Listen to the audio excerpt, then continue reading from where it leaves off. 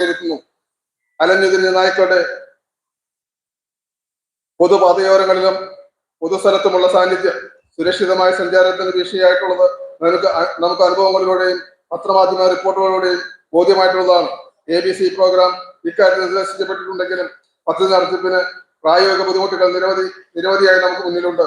സർക്കാർ നിർദ്ദേശപ്രകാരം കഴിഞ്ഞ വർഷത്തെ വാർഷിക പദ്ധതിയിൽ 10 ലക്ഷം രൂപ വകയിരുത്തിയെങ്കിലും തുടർ പ്രവർത്തനങ്ങൾ ആരംഭിക്കാനായിട്ടില്ല.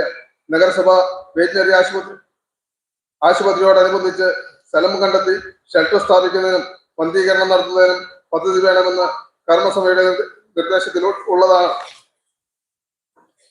ABC പ്രോഗ്രാം തുടർ നടത്തിപ്പിനും വിഷബാധ പ്രതിരോധ കുത്തിവയ്പ്പിനും 20 ലക്ഷം രൂപ വകയിരുത്തുന്നു.